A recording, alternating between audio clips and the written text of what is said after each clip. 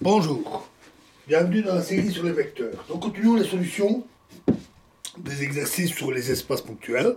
Alors l'exercice 5, les coordonnées curvilignes sont données par les transformations x égale x u v w, y égale y de u v w et z égale z de u v w. Où x, y, z sont les coordonnées cartésiennes de E3. La transformation inverse est telle que U est égal à U de x, y, z, V égale V de x, y, z et W égale W de x, y, z.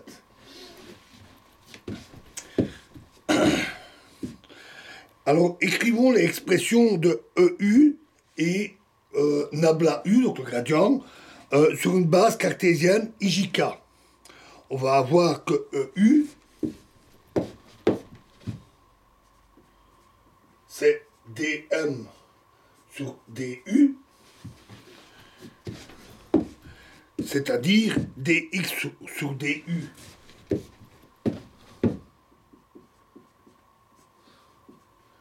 I plus dy sur du j et dz sur du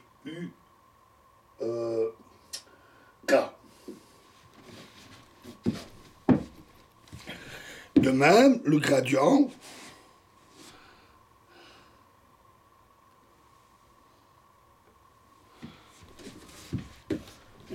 de u, c'est du sur dx i plus du sur dy j plus du sur dz k.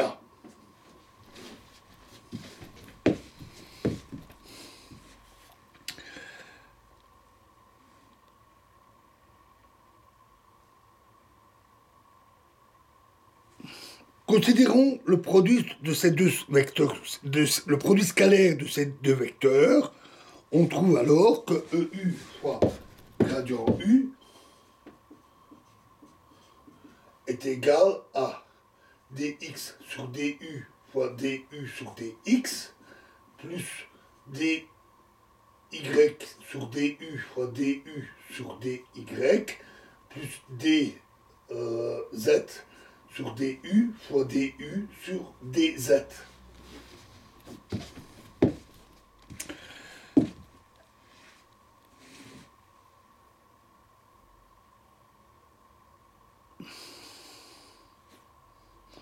La fonction u, x, y, z peut s'écrire sous la forme u, x, y, z peut s'écrire sous la forme u de x de u, v, w, y de u, v, w, z de u, v, w.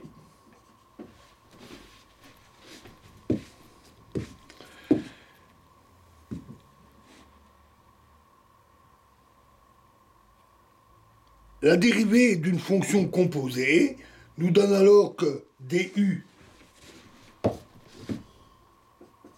sur du, qui est égal à 1, est égal à dx sur du fois du sur dx, plus dy sur du fois du sur dy, plus dz sur du fois du sur dz. Et donc, on voit que c'est cette expression-là, et donc le produit scalaire est égal à 1. Et on obtient de même, exactement de la même manière, que EV fois gradient de V égale 1, et EW fois gradient de W est égal à 1. Écrivons à présent la dérivée de u, x, y, z qui est considérée comme une fonction composée par rapport à v. C'est-à-dire que du sur dv, qui est égal à 0, est donné par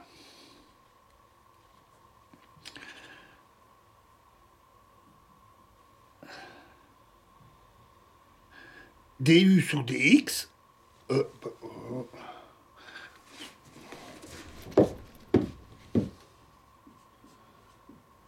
fois dx sur dv plus du sur dy, du sur dy fois dy sur dv plus du sur dz fois dz sur dw.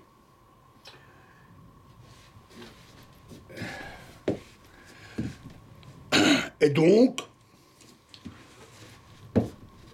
EV fois gradient de U est égal à 0. Et on trouve de même pour tous les autres produits diagonaux, V fois gradient W, etc. est égal à 0. Si on écrit EU comme étant égal à E1, EV égale à E2 et EW égale à E3, donc EV égale E1, EU égale E1, EV égale E2 et EW égale E3. Et si on écrit les gradients, gradient U comme E1 avec l'indice supérieur, gradient V égale E2 et gradient W égale E3. Les 9 produits scalaires qu'on a ainsi déterminés s'écrivent EI fois EJ égale delta IJ. Et donc, les deux systèmes de vecteurs, les vecteurs naturels, de base naturelle, et les vecteurs gradients, constituent des systèmes réciproques. Alors, exercice 6. Les vecteurs de la base naturelle s'écrivent donc, on les a ici,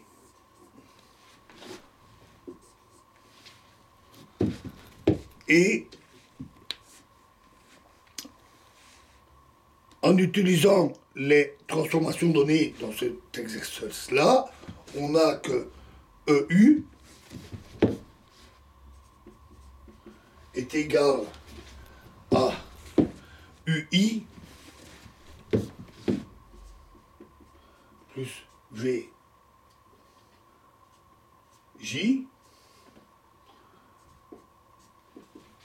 EV est égal à moins VI plus UJ,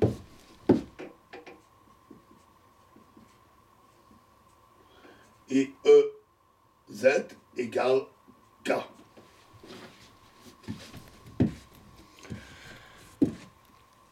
On vérifie facilement qu'ils sont orthogonaux.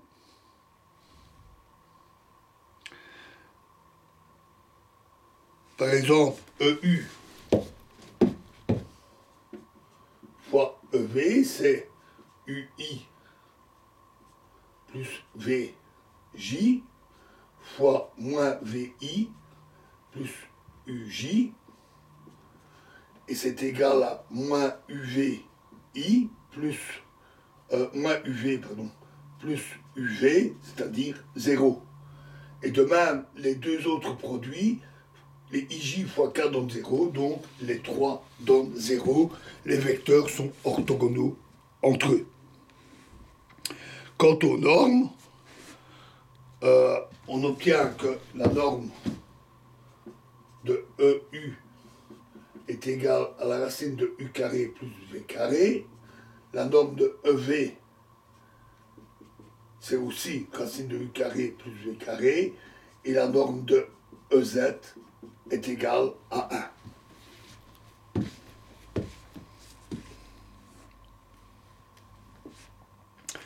Exercice 7. Alors, les composantes d'un tenseur métrique sont déterminés par les produits scalaires des vecteurs de la base naturelle. Et les vecteurs ont été calculés précédemment, puisqu'on le demande pour les différents systèmes de coordonnées que nous avions vus. Donc je vous renvoie à ces exercices. Et les trois systèmes de coordonnées étant orthogonaux, les seules composantes non nulles sont les termes diagonaux de la matrice du tenseur. Et on a pour les coordonnées cylindriques ρ, phi, z, c'était l'exercice 3. On avait E1 égale cos phi i plus sin phi j. E2 égale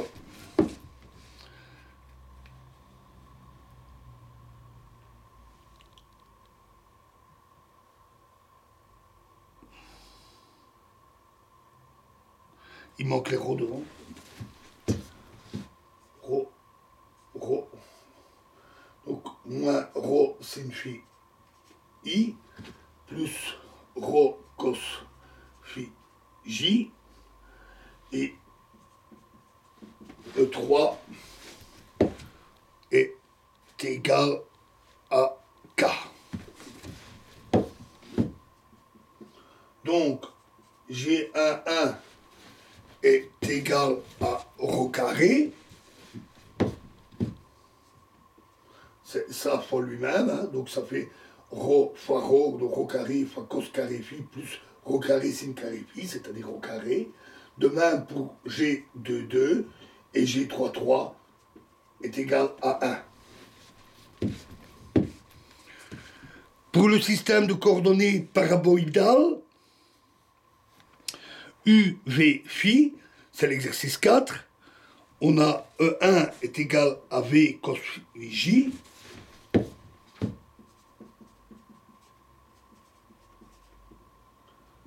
Cos I, pardon. Plus V sin phi J. U cos phi J plus U sin phi J. Donc c'était bien V. V cos phi plus U sin phi J. Non, pardon, c'est bien V. Je ne dis pas de bêtises. V moins U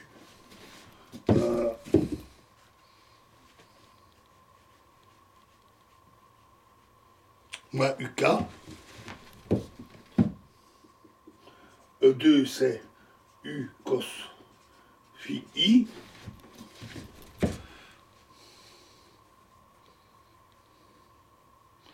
Plus U sin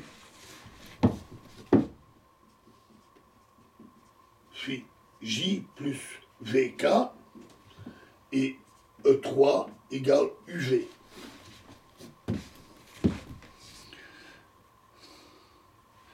Et donc, on obtient que G1 est égal à racine de U carré plus V carré, qui est aussi égal à G22, et G33 égale 1. Égale, pardon, U carré, V carré. Et enfin, pour le système de coordonnées cylindro-paraboliques, UVZ, qui était l'exercice 6, qu'on vient de voir,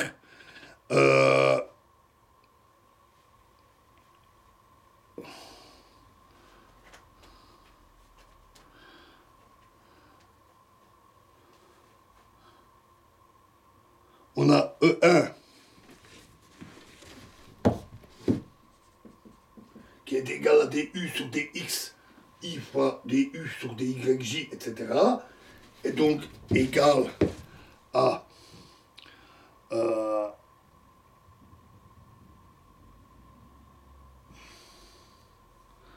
ui plus vj.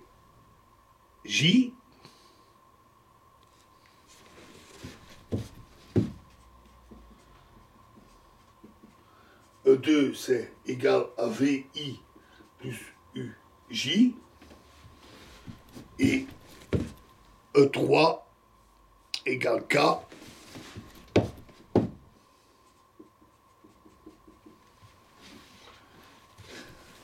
Et donc, G11, c'est U carré plus V carré, qui est aussi égal à G22, et G33 égale 1. Exercice 8. À tout changement de coordonnées correspond un changement de base, nous l'avons vu, qui est donné par A'KI est égal à DI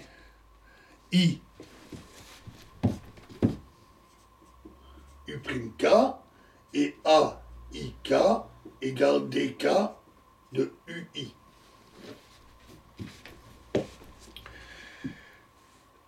La formule des composantes mixtes nous donne alors tout simplement E